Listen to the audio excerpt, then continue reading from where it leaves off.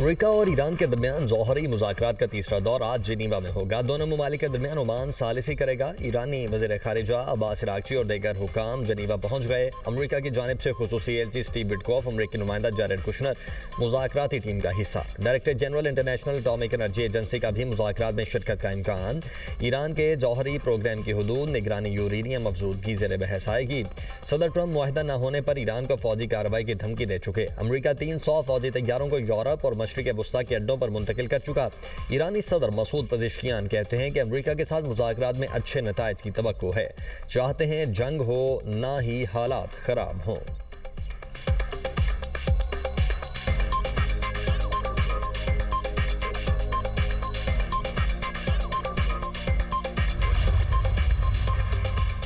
Iran ballistic मिसाइलों पर मुज़ाकरात से इनकार कर रहा है। अमरीकी वज़ीर ख़ारिजा मार्को रूबियो कहते हैं बैलिस्टिक मिसाइल पर बात ना करना बड़ा मसला है।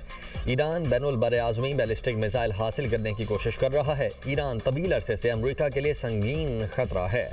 सिफारतकारी हमेशा मुमकिना ऑप्शन रहेगी। सदर ट्रंप ईरान का मसला मुज़ाकरात से हल करना चाहते हैं। ईरान के पास रिवायती जौहरी हथियार मौजूद हैं जो अमरीका पर हमले के लिए तैयार किए जा रहे हैं। ईरान फिलहाल यूरेनियम अफजूदा नहीं कर रहा, लेकिन कोशिश ज़रूर कर रहा है।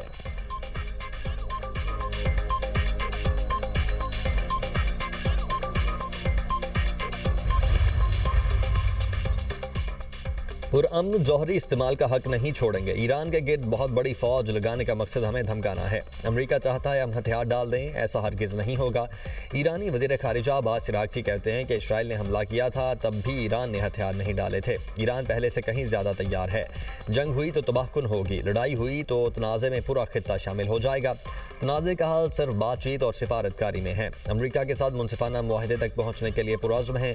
खित्ते में इसराइल वाहिद मुल्क है जो जंग चाहता है।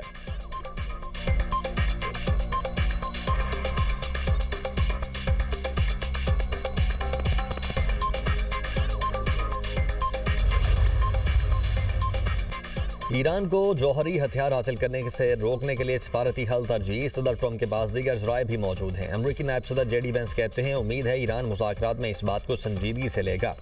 अमरीका तस्फीर तक पहुंचना चाहता है। सुप्रीम लीडर समेत ईरानी क़यादत को ये बात समझ लेना चाहिए। अगर हमें फ़ौजी हल की तरफ जाना पड़ा तो याद रखें अमरीका के पास सबसे मजबूत फ़ौज है।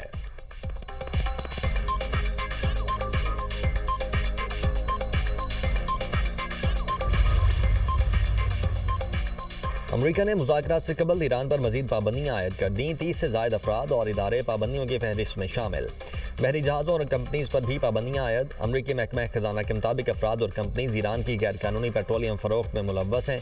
ईरानी बैलिस्टिक मिसाइल प्रोग्राम रिवायती हथियारों की तैयारी में मुआवनत कर रहे थे।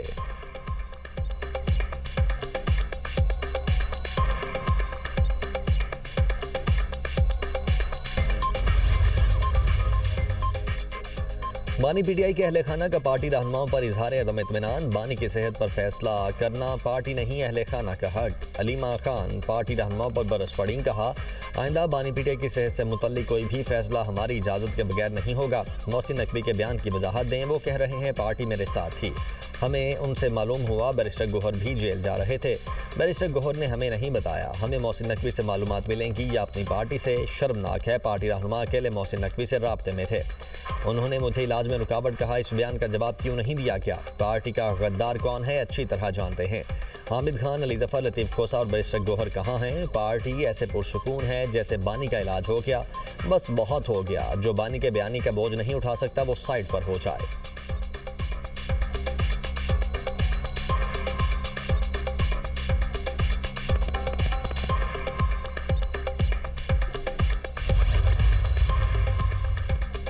वतन अजीज से दहशतगर्दों के खात्मे का मिशन। सिक्योरिटी फोर्सेज के इंटेलिजेंस बेस्ड ऑपरेशन फिलहाल हिंदुस्तान के 34 खवारिज जहन्नुम वासिल। खैबर पख्तूनख्वा में 4 मुख्तलिफ मकामात पर झड़पों में भारतीय प्रॉक्सी फितनाल खवारिज के 26 दहशतगर्द मारे गए। जिला बन्नू में 10, मीर अली में 12, लकी मरवत में 3 खारजी हलाक किए गए। हसन खेल में अफगानिस्तान से दरअंदाजी की कोशिश नाकाम बनाई गई। कार्रवाई में खारजी अफगान शहरी हलाक हुआ। संबाजा बलोचिस्तान में सिक्योरिटी फोर्सेज की कार्रवाई में 8 खारजी मारे गए। हलाक दहशतगर्दों के कब्जे से असलहा और गोला बारूद भी बरामद। सदर वजीर आजम वजीर दाखिला का कामयाब कार्रवाइयों पर सिक्योरिटी फोर्सेज को खिराजे तहसीन।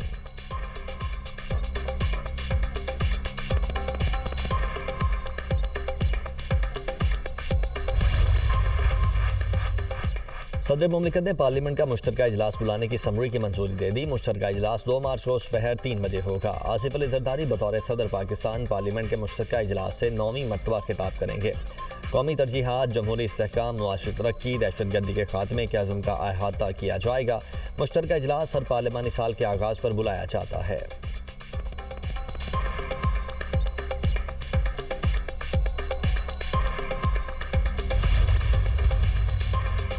सऊदी अरब के शहर जद्दा में OIC का हंगामी वजारती इजलास आज होगा। नायब वज़ीर-ए-आज़म इसहाक डार इजलास में शिरकत के लिए आज रवाना होंगे। इजलास में इसराइल के गैर कानूनी इक़दाम पर गौर किया जाएगा। पाकिस्तान मकबूजा मगरबी किनारे पर इसराइली इक़दाम के खिलाफ अपना मौक़िफ़ पेश करेगा। इसहाक डार की OIC वज़राए खारिजा से 2 तरफ़ा मुलाकातें भी मुतवक्के।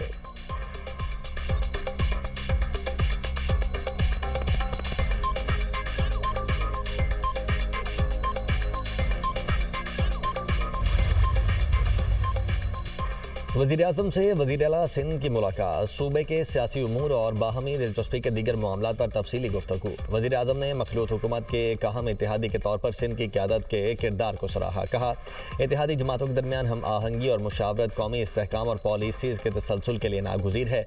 विफाक और सूबों के दरमियान मजबूत रवाबित से जमहूरी निज़ाम को तक़वियत और अवामी मसाइल के हल में मदद मिलेगी। पीपल्स पार्टी विफाक की अहम इत्तेहादी जमात है।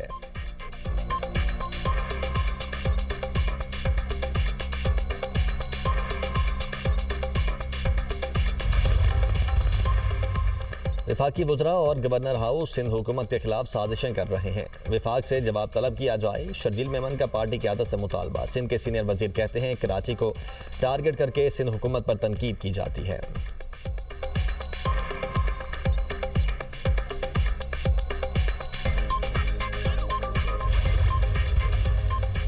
साजिशों का मकसद गवर्नर हाउस में होने वाले काम बंद करवाना। गवर्नर सिंध कामरान डिसोरी का कराची में खिताब, बोले जब तक अल्लाह ने चाहा खिदमत करता रहूँगा। साजिशें होती रहती हैं, कामयाब सिर्फ कोशिश होती है। मैं किसी को कौम परस्त नहीं कहता, सबको पाकिस्तानी कहता हूँ। ये लोग कौम परस्ती के नाम पर सियासत चमकाना चाहते हैं।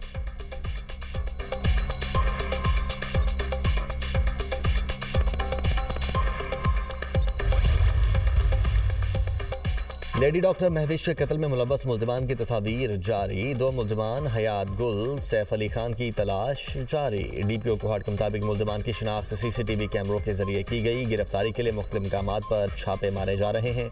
लेडी डॉक्टर महविश को 22 फरवरी को कत्ल किया गया था।